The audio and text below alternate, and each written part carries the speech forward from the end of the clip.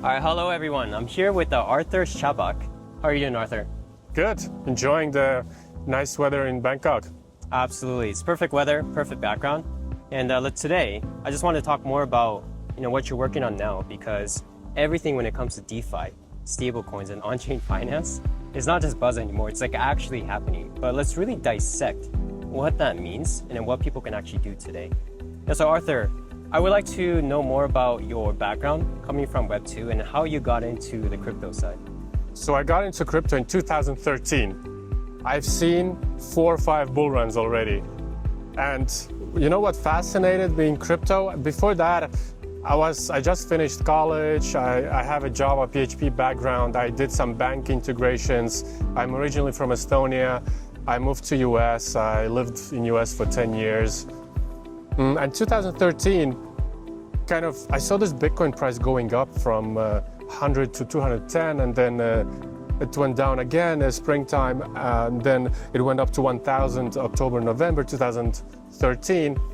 And I decided, okay, this is an opportunity to build on this new platform. So every 5 years, there's actually a new platform where you can build on top. So 2013 was Bitcoin. Before that, 5 years ago, was the apps.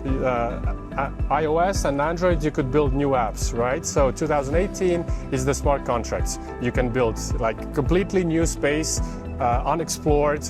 And then 2022, I think it was new blockchains, right? You can build your own blockchain with your own rules there. And now is the AI, right? You can build on top of AI, whatever is next, I don't know. But going back 2013, I moved to New York, met my co-founder, we started Paxful.com. Paxful.com used to be a biggest P2P marketplace to buy, sell crypto. And we had 12, 13 million users, $6 billion in OTC volume. You can call this OTC volume because it's fiat to crypto. It's not the crypto trading volume. And it was pretty successful. Back then, Binance wanted to acquire us. They integrated us as their OTC on-ramp.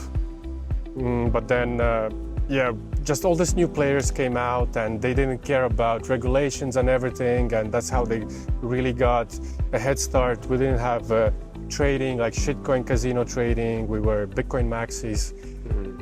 And then in 2020, DeFi appeared.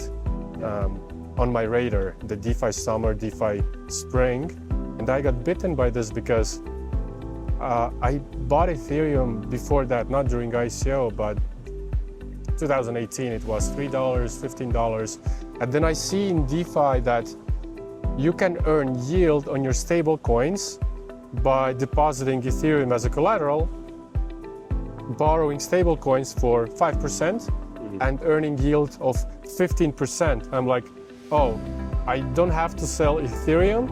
I can borrow stablecoins, make money, and still be long in Ethereum, right? Like, holy shit. And this blew my mind. And that's how I stopped being Bitcoin maxi. Now I'm 70% Bitcoin maxi. Okay. Yeah. And then I distanced myself away from Paxful management. I launched Clip.finance DeFi platform. It used to be, or now we we closed down this and gave back investors money. And now I started the UNIGOX.com. I'll get back to that in a second. But Clip Finance was yield optimization, yield aggregation, where you could deposit stable coins. Forget about this. We would farm for you in different strategies.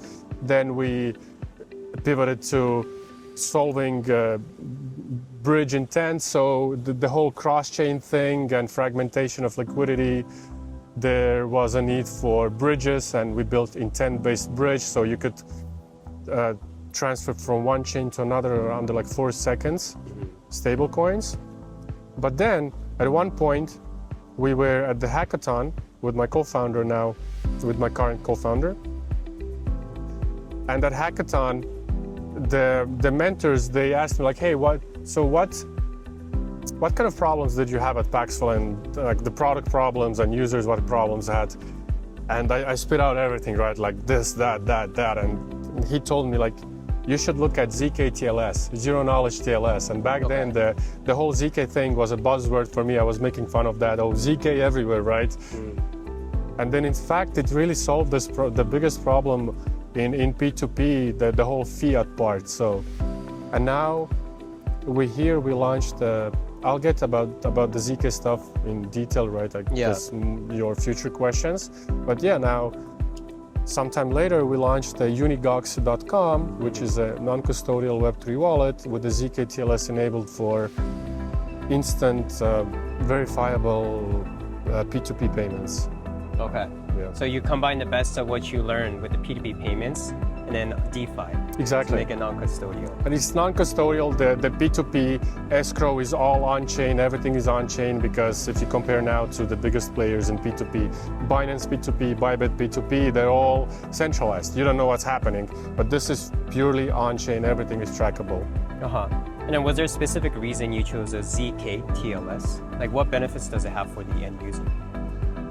So, in short, as a user, compared to if you do a normal P2P trade on a P2P marketplace, when you send fiat payment, after you send in the chat, you have to send the payment proof. It's a screenshot from your bank account or PDF, and the other party who received fiat, he has to click, yes, I received fiat, here's your crypto. So he gives you crypto from escrow. We have abstracted, automated this. With the ZK TLS, the way it looks for end user who is buying crypto, who is sending fiat, inside our app, once you send fiat in your bank account, inside our app opens up a browser, you log into your bank account in our browser, and we see the name matches and your 5 latest transactions in your bank account. That's the beauty of the ZK TLS. So because we see the name in the bank account, it matches KYC, therefore it's not stolen bank account. So one problem solved of P2P marketplaces. Second problem is that faking fiat payments. Again, in the bank, we see the latest transactions, we see that specific amount, specific payment to the crypto seller. This is verifiable. Again, second problem solved, and this automates that you as a crypto seller, you don't even have to be online to click I received payment, because we know as a platform, and you as a user who sent fiat, you get crypto instantly. So this is what we solve, and it solves the social engineering, phishing scams in the chat, so there's no chat between buyer and the seller, off escrow, this kind of problems are also solved. Understood. So unlike traditional P2P platforms, like the user doesn't need to find out, oh, is this guy legit? Exactly. Keep waiting for the transactions, and feel anxious. Yeah, and just one click, boom, automated. And we even abstracted away the whole marketplace where you have among many offers or ads, you have to pick one based on reputation, some time, and you have this overwhelming thing like, I just want to buy crypto. And BTC is still a BTC, doesn't matter. It's not like you're shopping on eBay for different cameras or for different brands. Right. You're still doing one thing, and we again abstracted this away, the list of offers, and we compared this between like eBay and Amazon, because on eBay you still have to choose among different sellers. Yeah. On Amazon, it's still a marketplace, but it's abstracted you away all these different sellers. It just shows you this one product. Product based, and then you can choose. And here we did the same thing. Okay, great. And nowadays, what do you think are the most in-demand features by your users? So there are multiple things. First of all is, so users who are coming from Paxful like, hey, I want to buy Bitcoin, I want Bitcoin support in our wallet, it's Bitcoin Lightning. That's one thing. Other thing is, we ask our users, we have this thing that we need to improve retention, meaning we need to have more reasons for users to stay on our platform, because this was the biggest problem at Paxful, that people bought crypto and then they sent out. When Binance came out after us, we came out in 2015, Binance came in 2017, people were buying Bitcoin on Paxful and sending out to Binance to gamble in the shitcoin casino, how it was called. And we're asking now the same thing our users, like, hey, you bought crypto, you sold crypto, why did you send this out? And then they start saying honest feedback, like, hey, I want to have a stablecoin yield, I want to trade other tokens, I want to do like trade perpetuals, right? This kind of thing. So, and this is the tricky thing is, so what do we add? What do we add first? Are we gonna copy all the features Binance has? You know, they're bigger. They will outcompete us based on resources. So we gotta be smarter. Okay. Now, what kind of opportunities do you see? Like, especially, let's say, on DeFi side, instead of, being centralized exchange? Okay, so the way we see that is we integrate some web-based DeFi apps into our native app. For example, we already integrated Hyperliquid because Hyperliquid is purely web-based and they have a really good SDK to integrate them, and they're already native apps that are just a wrapper for Hyperliquid, but it's from an app, right? So you don't have to log into the web, it's inside the app, and we have the same thing. We have integrated Hyperliquid into our app, UNIGOX, and you can literally have a slider, choose leverage. Short, long, and just yeah, two taps. buttons, yes. Yeah. Go short, go long, that's it. And we're gonna do Polymarket too, so this is another one. There's whatever the big DeFi apps or whatever crypto apps you call them, but they're purely web-based, add them to your app natively. That's what we're gonna do with Polymarket. They just got out the Builders SDK, and you have to deal with this seamless deposit to the Polymarket balance, which again, we are good at, because that's what we did with Hyperliquid, one button deposit. You need to basically know how smart wallets work and giving signatures. Yeah. And then we relay for user, again, all gasless. We pay gas fees for users. Okay. Yeah, it's a good strategy for retention, right? Like giving real utility and fun yes, to the exactly. aspect. Yeah, okay. And earlier you mentioned stablecoins. So look, that's no longer a thing for crypto bros, but it's adopted by governments, right, and banks. Where do you kind of see the current stablecoin market as a whole moving? So the governments are finally, especially the US government sees it's the dollar, right? And they can dominate the whole international commerce, and everything will be based on stable coins. And even that's gonna be a competition to SWIFT, right? Because SWIFT is some Belgium consortium managed by multiple parties, but stable coins is pure kind of US controlled thing. And that's why now it's pushed by the government. Stable coins, different blockchains, the corporate blockchains by the traditional fintechs are pushing stable coins. Now you have the stable coins based neobanks. You see now with the local on and off ramps. And what we're doing is, obviously there's the yield component too. So there's another one is that if before the yield for dollars, for your dollar deposits, the banks were taking, because you deposit and you get like what, 0.5% yield on your dollars? Almost nothing. Yeah. And now this yield as a part of the treasury that is paying to the banks, this is being given back to the retail, which is a good thing. And what we're doing now, we also, we have a stablecoin support. You can deposit from 10 different EVM chains, from Solana, and we route it, we create a synthetic stablecoin version on our chain. Why? So you can send out stablecoins for free, also on-chain. That's thanks to the smart wallets thing. There's the standard EIP 2771 on Ethereum that you give a signature for us that you're allowed to send this amount of stablecoins to this address, and we are paying gas fees for you. That means, improves the onboarding for the new user, because imagine before, if somebody wanted to buy stable coins and send out, first they had to buy stablecoin and then they had to buy the gas token. Yes. And Quite a process. And people don't understand this concept. Like they buy stable coins, and I have friends too, like I send them stable coins, and then 30 minutes later, like, oh, can you send me some Ethereum? Yeah. Yeah. And here is, you don't have to, because we are paying for you. Like our relayer, how it's called, that others call it, I don't know, whatever name, right? That's a relayer that is paying the gas fees for the end user. Okay. Yeah. Yeah, as simple as it sounds, it's really, user experience like this that makes a big difference for the normies. Okay. Yeah. So in this situation, can you explain more like what is exactly the synthetic stablecoin for this case? So It goes back to how our architecture is built and stable. I mean, a synthetic stablecoin, maybe that's the keyword I used. It could not be the best keyword, but I'll explain.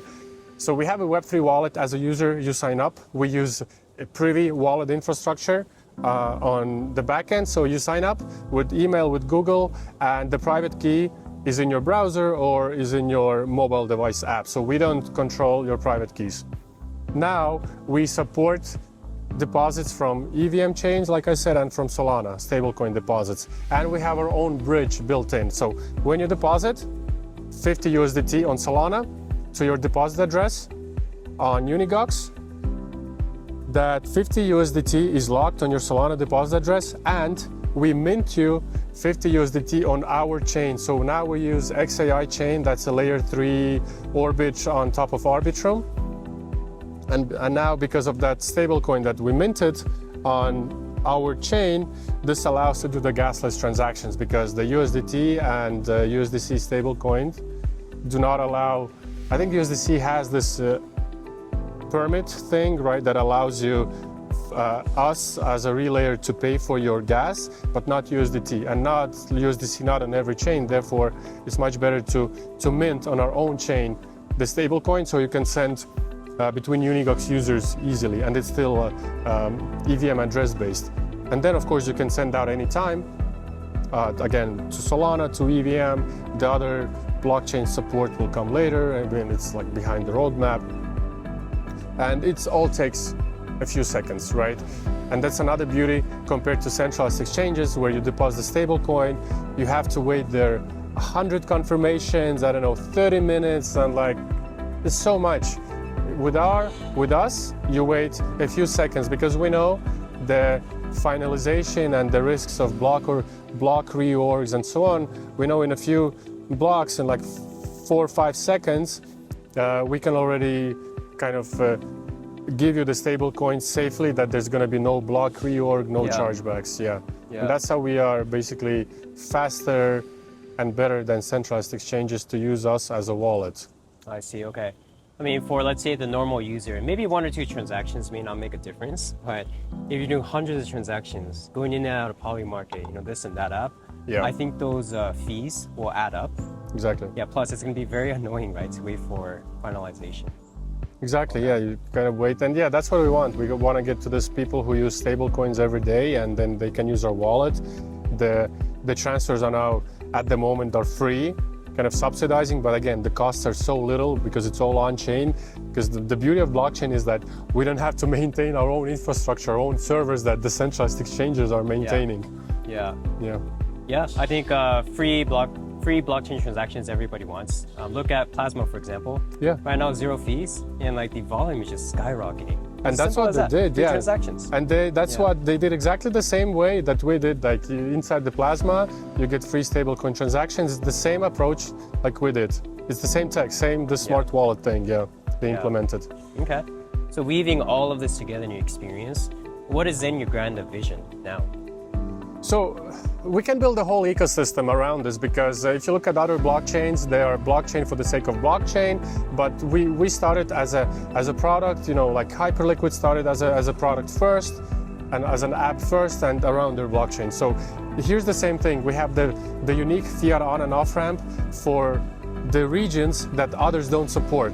I didn't mention before, but it's Africa, LATAM, Southeast Asia, where the big players like MoonPay are not present, because they are limited to credit cards and some kind of European, US banks, maybe Brazil as well. But we cover with the P2P approach all these other countries that these big players don't cover. And because of that, we can get brand new user base, brand new segment of users into crypto economy. And then, because blockchain is now a commodity, and we are building on our own blockchain, because we kind of control the fees and all that stuff. And you've seen on October 10th happening, the Arbitrum fees went up 100x. Like, we don't want this kind of risks, right?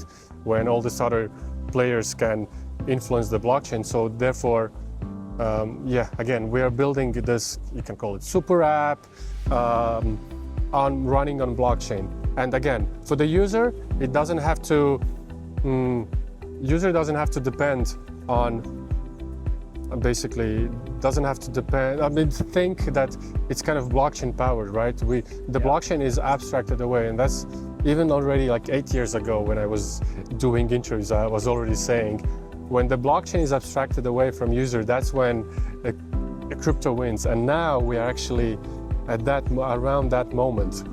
Yeah, because at the end, what we really care about from a user perspective is it cheaper, faster, also safe and convenient. Yes. So if you can check all of those off, yes. yeah, it's just a matter of more applications. Safe and non-custodial, right? The people are in control of their funds. Yeah, and what's good is nowadays a lot more users are educated. Yes. About what is the difference? Yes. They really start to care about that too. Exactly. Yeah. Cool. All right, any last words, Artur?